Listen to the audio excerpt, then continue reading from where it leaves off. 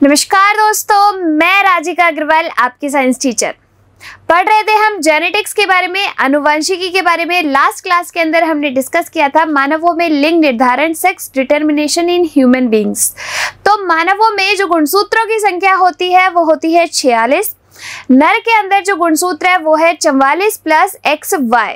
44 जो होते हैं वो है अपने ऑटोसोम क्रोमोसोम यानी कि अलिंग गुणसूत्र, जो कि मेल और फीमेल दोनों में सेम होते हैं। इसके बाद नर में जो XY क्रोमोसोम होता है यानी कि जो है मेल हेटेरोजाइगस होता है।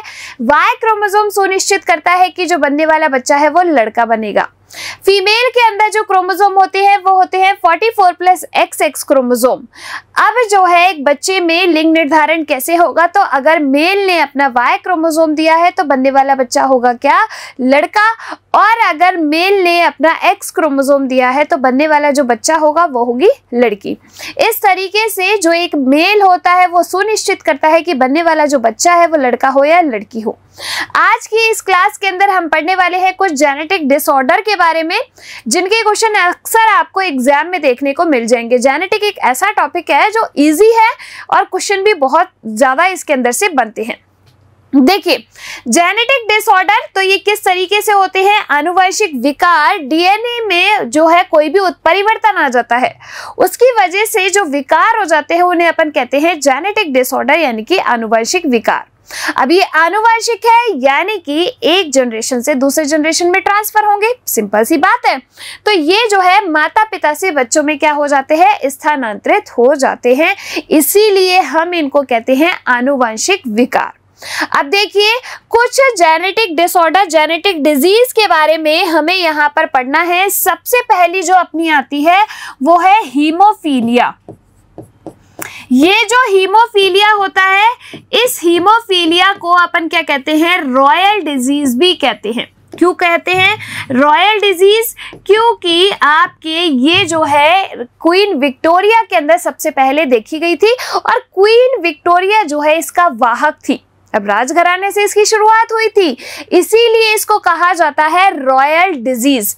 हीमोफीलिया के अंदर क्या होता है कि जो पर्सन है उसके अंदर रक्त का थक्का जमाने के लिए उपयुक्त जो जीन है उसकी कमी हो जाती है। अब रक्त का थक्का नहीं जमेगा तो ब्लीडिंग जो है कंटिन्यू होती रहती है, इसको अपन कहते हैं हीमोफीलिया। आगे बात समझ में। ये हीमोफीलिया डे मनाया जाता है 17 अप्रैल को। 17 अप्रैल को हीमोफीलिया डे जो है वो सेलिब्रेट किया जाता है। अब दूसरा अपना आता है sickle cell anaemia. Sickle cell anaemia में क्या होता है कि जो आपकी आरबीसीज होती है ना, इन आरबीसीज का जो नॉर्मल शेप होता है वो होता है क्या, बायकॉन्केव शेप की होती है। उभयावतल शेप की आपकी आरबीसीज होती है, रेड ब्लड सेल्स होती हैं। लेकिन सिकल सेल एनीमिया में क्या होता है कि जो आरबीसीज का शेप है वो सिकुड़कर हंसियाकार हो जाता है, या फिर अपन कह सकते हैं क्रिसेंट मून शेप हो जाता है, अर्ध चंद्राकार हो जाता है, कुछ इस तरीके से। तो इसीलिए अपन इसको कहते हैं सिकल सेल एनीमिया। आरबीसीज कैसी हो गई, सिकल शेप्ड हो गई, इसी के ऊपर इसका नाम दिया है सिकल सेल एनीमिया। तो ये अपनी हुई दूसरी डिजीज, सिकल सेल एनीमिया। हाँ, एक चीज हीमोफीलिया में आपको क्या याद रखनी है कि इसमें जो वाहक होती है वो फीमेल होती है, कैरियर जो होगी वो फीमेल होगी, लेकिन इससे अफेक्टेड जो होगा वो मेल होगा। यानी कि मरण किसका होगा, आदमी का। औरत तो क्या करेगी, एक जनरेशन से दूसरी जनरेशन में इस डिजीज को लेकर जाएगी, लेकिन इससे अफेक्टेड जो रहेगा वो एक मेल रहेगा, आदमी रहेगा। थर्ड जो अपनी आती है वो आती है थैलासीमिया। थैलासीमिया भी अपन इसको कह सकते हैं, थैलीसीमिया भी कह सकते हैं। थैलासीमिया में क्या होता है कि नॉर्मली जो आरबीसीज का जीवन काल होता है, लाइफ स्पान होता है, वो 120 दिन का होता है।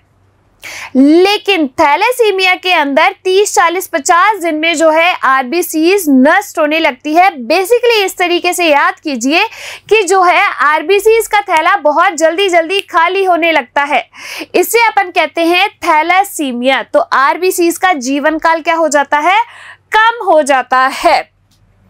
चौथी जो आपकी आती है वो आती है वर्णांधता, जिसे अपन कहते हैं कलर ब्लाइंडनेस। देखो, दो चीजें होती हैं, एक होता है कलर ब्लाइंडनेस और एक होता है आपका नाइट ब्लाइंडनेस। कलर ब्लाइंडनेस का मतलब होता है कि यह है आपका जेनेटिक डिसऑर्डर, जो पर्सन इससे अफेक्टेड होगा वो ग्रीन और रेड कलर में मेजरली डिफरेंस नहीं कर पाता, उनको पहचान ही नहीं पाता, तो उसको अपन कहते हैं कलर ब्लाइंडनेस, वर्णांधता, जो कि एक जेनेटिक डिसऑर्डर है। दूसरी चीज आपकी होती है नाइट ब्लाइंडनेस, जिसे अपन कहते हैं रतौंधी। ये जो नाइट ब्लाइंडनेस होता है ये अपने विटामिन ए की कमी से होता है। तो ये क्या है, अपना नाइट ब्लाइंडनेस जो है एक डेफिशिएंसी डिजीज है, जबकि आपका कलर ब्लाइंडनेस क्या है, एक जेनेटिक डिजीज है। इसमें बहुत कंफ्यूज रहते हैं बच्चे, ये आपको जो है बहुत तरीके से ध्यान रखना है। अब इसमें रेड और ग्रीन कलर इस तरीके से याद रखिए कि ट्रैफिक सिग्नल पे आपकी कौन कौन सी लाइट होती है, रेड, ग्रीन और येलो।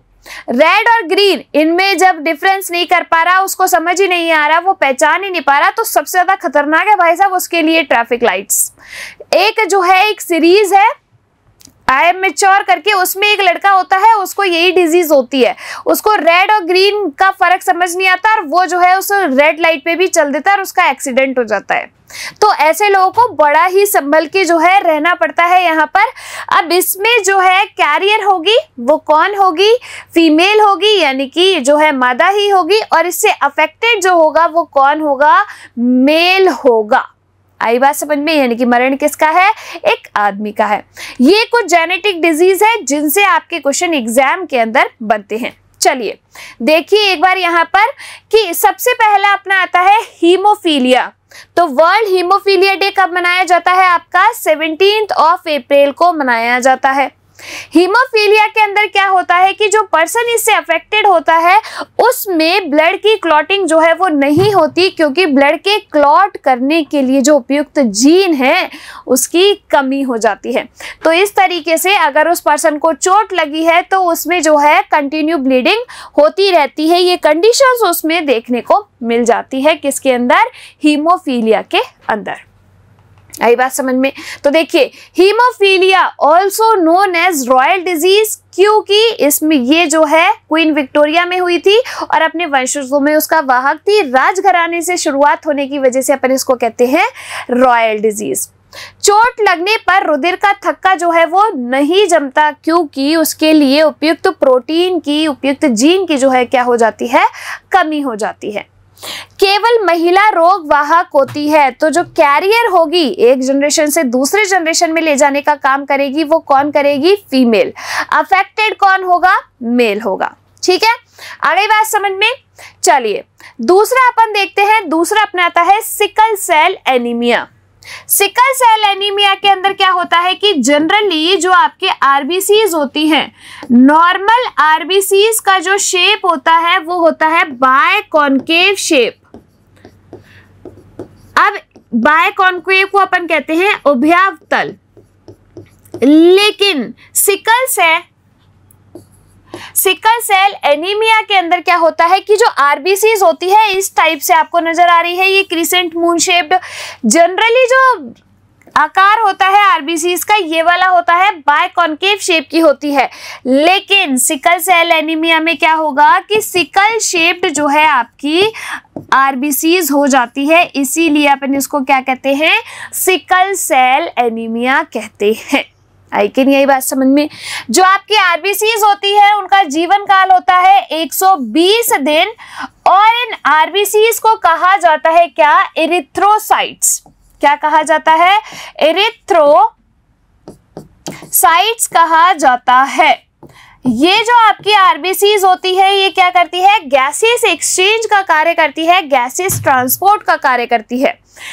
इन आरबीसीज के पास जो है एक रेस्पिरेटरी पिगमेंट होता है जिसका नाम होता है हीमोग्लोबिन, जो कि क्या करता है, ऑक्सीजन को लिफ्ट देता है। क्या कभी आपने सोचा है कि आपके सराउंडिंग काफी सारी गैसेस प्रेजेंट है, लेकिन आपकी बॉडी में केवल ऑक्सीजन ही जाती है और गैसेस क्यों नहीं जाती?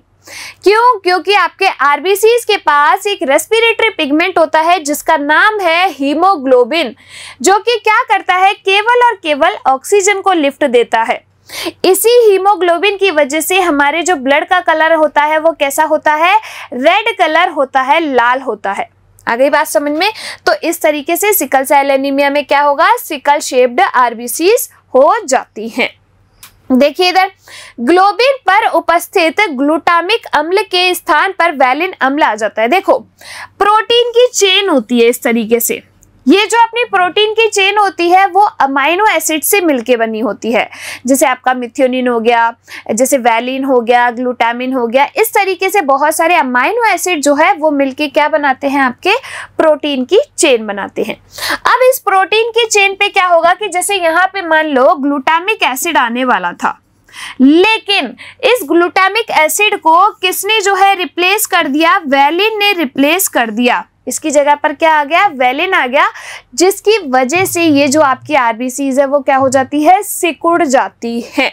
तो आरबीसी सिकुड़ कर हसियाकार या फिर अर्धचंद्राकार हो जाती है, क्रिसेंट मून शेप्ड हो जाती है। आपने देखा है कभी जैसे खेतों में आप लोग जो है सब्जी वगैरह काटते होंगे तो जो काटने का वो औजार सा होता है उसकी शेप की आरबीसी हो जाती है, ठीक है। तो उसको अपन कहते हैं सिकल सेल एनीमिया। चलिए थर्ड अपना आता है थैलेसीमिया। तो आरबीसीज का जो जीवन काल होता है वो होता है 120 दिन। कितना, 120 दिन जो है आपके रेड ब्लड सेल्स का जीवन काल होता है। लेकिन थैलेसीमिया के अंदर क्या होगा कि ये जो आरबीसीज हैं वो जल्दी जल्दी नष्ट होने लगती है। अब आपके 30, 40, 50 दिनों में ये नष्ट हो जाने लगती है, तो आरबीसीज का नंबर क्या होता जा रहा है, कम होता जा रहा है। तो इसको अपन क्या कहते हैं, थैलेसीमिया कहते हैं। आई कि नहीं, यही बात समझ में। तो देखिए एक तरीके से जो थैला है आरबीसीज का वो खाली होता जा रहा है। तो हीमोग्लोबिन निर्माण की प्रक्रिया में गड़बड़ी से उत्पन्न रोग है कौन, आपका थैलेसीमिया। आरबीसी तेजी से क्या होने लगती है, नष्ट होने लगती है, जिसे अपन कहते हैं थैलेसीमिया। नेक्स्ट अपना आता है वर्णांधता यानी कि कलर ब्लाइंडनेस। ये जो है एक प्लेट होती है जिससे पता चलता है। अब आप जो है यहाँ पर देख लेना कि आपको कलर दिखाई दे रहे हैं नहीं दे रहे हैं। अगर आपको ग्रीन रेड कलर ये दिखाई नहीं दे रहे तो भाई साहब जाके अपना चेकअप करा लो एक बार। ये जो है प्लेट है, इससे जो है पता लगाया जाता है, इससे चेक किया जाता है कि सामने वाले पर्सन को कलर ब्लाइंडनेस है या नहीं है। कलर ब्लाइंडनेस को अपन कहते हैं वर्णांधता। तो इसमें जो आदमी, इससे अफेक्टेड पर्सन जो है वो क्या होगा कि रेड और ग्रीन कलर में डिफरेंशिएट नहीं कर पाता, उनको पहचान नहीं पाता। रेड और ग्रीन कलर को पहचान नहीं पाता, उसको अपन कहते हैं कलर ब्लाइंडनेस। दूसरा मैंने क्या बताया था, एक नाइट ब्लाइंडनेस, जो कि क्या है, रतौंधी रोग, जो कि किसकी कमी से होगा, विटामिन ए जिसका नाम होता है रेटिनॉल, उसकी कमी से होगा। तो वो तो क्या हुई, आपकी एक डेफिशिएंसी डिजीज हुई, और ये क्या है, आपकी जेनेटिक डिजीज है। तो देखिए इसकी खोज जो है किसने की, हर्नर ने की। इसमें रोगी लाल तथा हरे रंग की पहचान नहीं कर पाता, कभी कभी वो ब्लू कलर भी जो है वो भी नहीं पहचान पाता। लेकिन मेजरली आपको दो रंग याद रखने हैं। कैसे याद रखोगे, रंग को अपन इस तरीके से लिख सकते हैं, ये क्या है आपका रंग, तो R से रेड और G से आपका ग्रीन। तो इन दो कलर में जो है डिफरेंशिएट नहीं कर पाएगा, इन दो कलर को आइडेंटिफाई नहीं कर पाएगा, ठीक है। देखिए अगर जो है पर्सन लाल रंग को पहचान नहीं पा रहा तो उसको अपन क्या कहते हैं, प्रोटेनोपिया कहते हैं।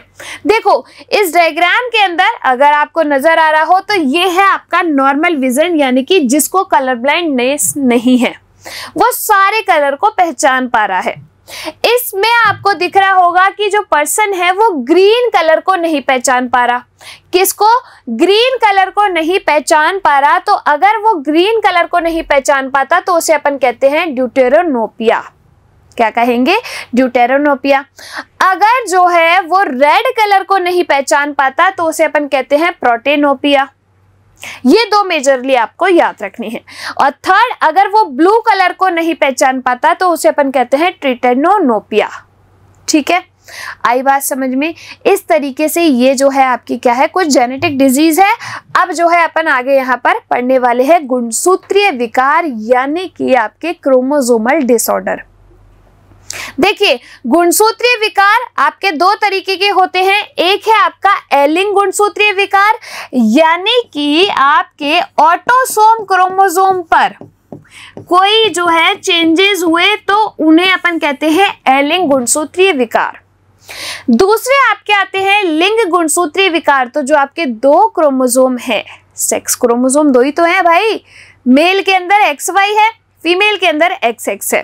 तो अगर आपके सेक्स क्रोमोसोम पर कुछ विकार उत्पन्न हो जाए तो उन्हें अपन कहते हैं लिंग गुणसूत्रीय विकार।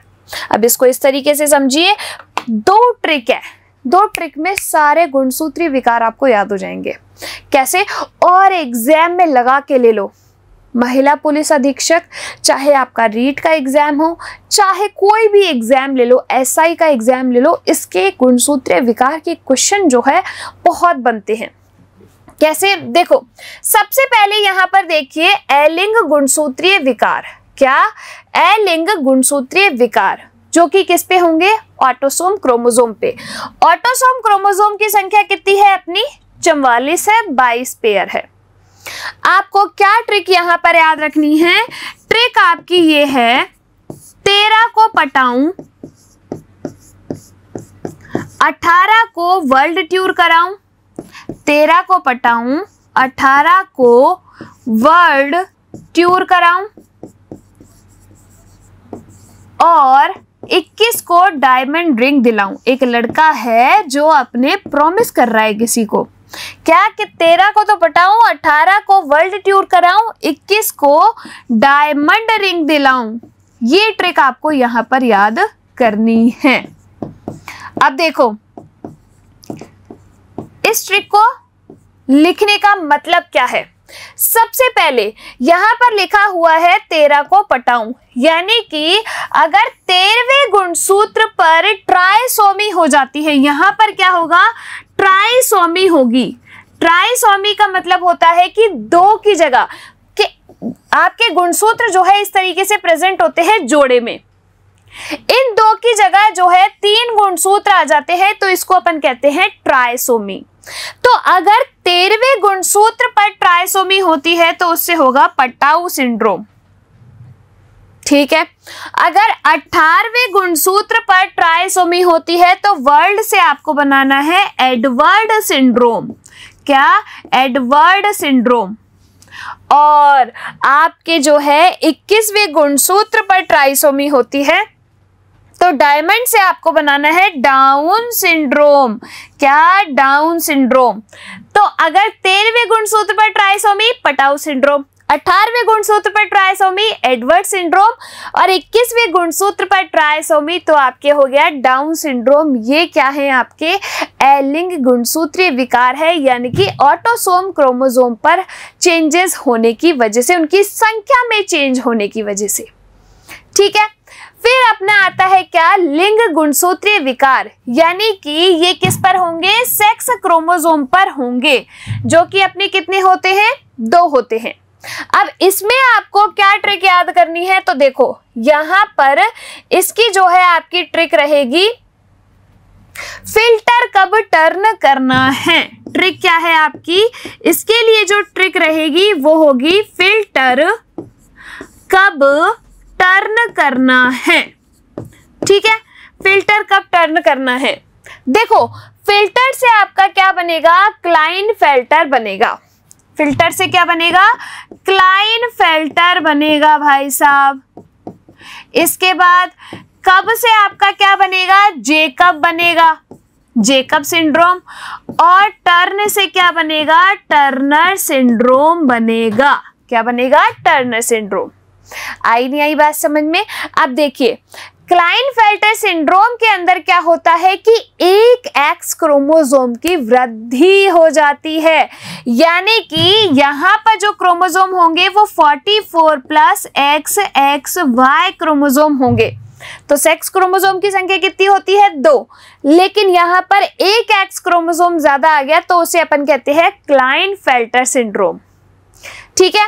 आपसे एग्जाम में क्वेश्चन किस तरीके से पूछता है? देखो, क्वेश्चन ऐसे बनेगा, 13वें गुणसूत्र पर ट्राइसोमी को क्या कहते हैं? 18वें गुणसूत्र पर ट्राइसोमी को क्या कहते हैं, या फिर उल्टा ऐसे पूछेगा डाउन सिंड्रोम में कौन से गुणसूत्र पर ट्राइसोमी होती है, ऐसे। दूसरा क्या पूछेगा, ये जो लिंग गुणसूत्र है ये इस तरीके से जो है आपसे गुणसूत्र का नंबर पूछ लेगा और इनका अरेंजमेंट कि भाई कौन सा गुणसूत्र बढ़ा, कौन सा कम हुआ, कितने नंबर हुए, तो इस तरीके से आपको दे देते हैं, तो ये आपको पहचानना पड़ेगा। तो देखो क्लाइनफेल्टर में एक एक्स क्रोमोसोम की वृद्धि हो जाती है। जेकब सिंड्रोम के अंदर क्या होता है कि एक वाई क्रोमोसोम की वृद्धि हो जाती है, और टर्नर सिंड्रोम के अंदर क्या होता है कि एक एक्स क्रोमोसोम जो होता है उसकी क्या हो जाती है, जो है टर्नर सिंड्रोम के अंदर एक एक्स क्रोमोसोम की कमी हो जाती है, यानी कि इसमें गुणसूत्रों की संख्या टर्नर में 45 ही रह जाती है, क्लाइनफेल्टर और जेकब में गुणसूत्रों की संख्या 47 हो जाती है। और ये टर्नर काफी बार पूछा जाता है, क्योंकि ये जो टर्नर सिंड्रोम होता है ना, ये केवल स्त्रियों में होने वाला विकार है, गर्ल्स के अंदर जो है ये होता है। और ये ऐसी जो महिलाएं होती हैं वो कैसी होती है, बांझ होती हैं, स्टेराइल होती हैं। ठीक है, आ गई बात समझ में। तो ये है आपके क्या, गुणसूत्रीय विकार, क्रोमोसोमल डिसऑर्डर। आई नहीं आई बात समझ में। चलिए देखिए एक बार यहाँ पर, सबसे पहला पटाऊ सिंड्रोम, जो कि आपका क्या है, पटाऊ सिंड्रोम के अंदर 13वें जोड़े गुणसूत्र पर त्रिगुणसूत्रता, ट्राइसोमी हो गई 13वें गुणसूत्र, 13 को पटाऊ। टर्नर किस में आता है आपका, लिंग गुणसूत्र के अंदर। फिल्टर कब टर्न करना है, एक एक्स क्रोमोसोम की कमी, गुणसूत्रों की संख्या 45, किसके अंदर, स्त्रियों में।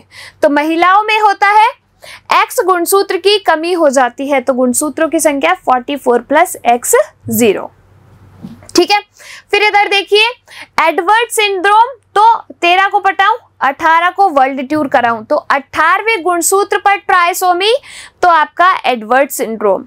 फिर 21 को डायमंड रिंग दिलाऊं, तो आपके अगर 21वें गुणसूत्र पर ट्राइसोमी हो रही है तो उसे अपन क्या कहते हैं, डाउन सिंड्रोम, जिसका दूसरा नाम होता है मंगोलिज्म डिजीज। ठीक है, अब फिर जो है इधर देखिए क्लाइनफेल्टर सिंड्रोम, तो फिल्टर कब टर्न करना है, तो क्लाइनफेल्टर पुरुषों में होगा, एक एक्स गुणसूत्र की क्या हो गई, वृद्धि हो गई, तो गुणसूत्रों की संख्या कितनी हो गई, 47।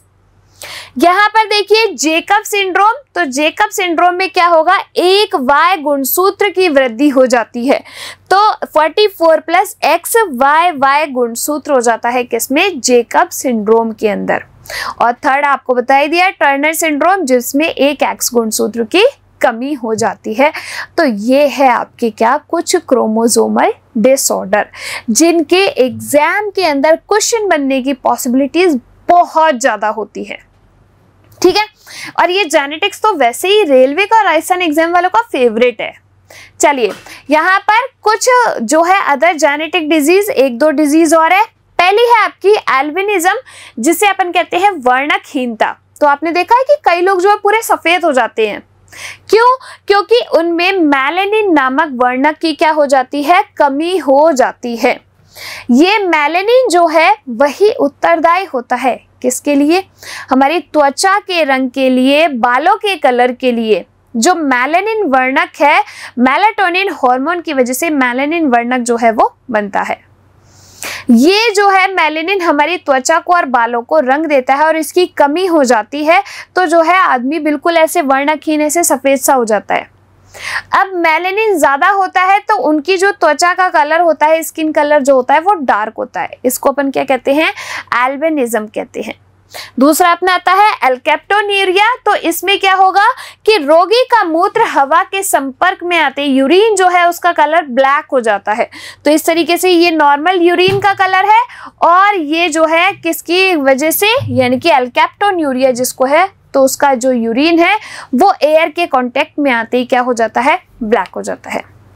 यहाँ पर अपना ये जो जेनेटिक टॉपिक है वो पूरा कंप्लीट होता है। आई नहीं आई बात समझ में। देखिए आज की क्लास में हमने क्या पढ़ा, सबसे पहले कुछ जेनेटिक डिजीज।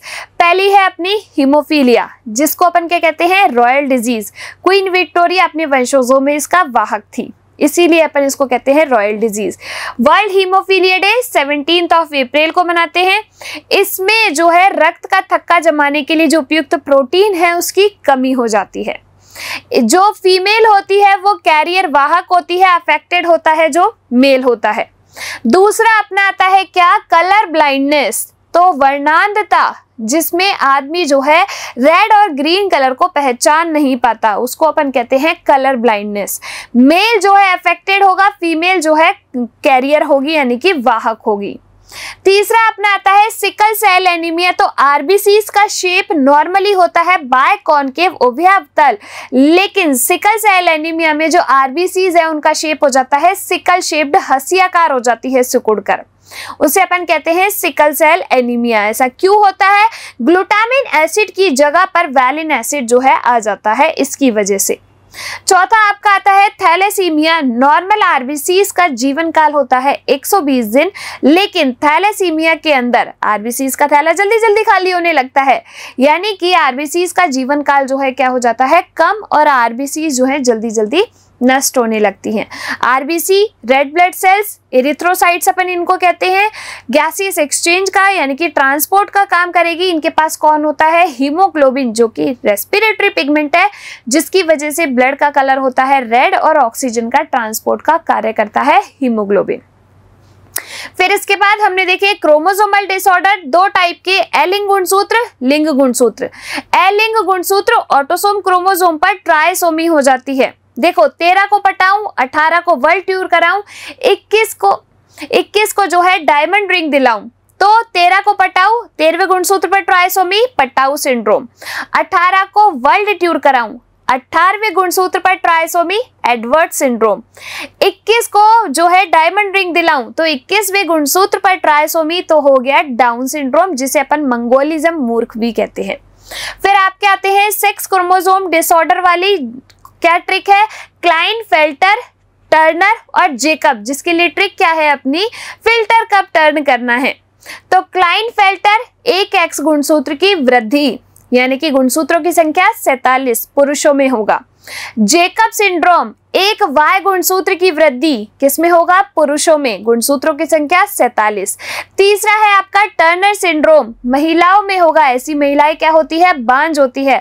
गुणसूत्रों की संख्या 45, क्योंकि एक गुणसूत्र की क्या हो जाती है, कमी हो जाती है। फिर है कुछ और जेनेटिक डिजीज, पहला है आपका एल्बिनिज्म, जिसमें क्या होगा कि मेलानिन वर्णक जो है उसकी कमी हो जाती है, जिसकी वजह से स्किन जो है बिल्कुल वर्णकहीन हो जाती है। दूसरा है एल्केप्टोन्यूरिया, तो इससे जो प्रभावित रोगी है उसका यूरिन जो है मूत्र हवा के संपर्क में आते ही कैसा हो जाता है, ब्लैक पड़ जाता है।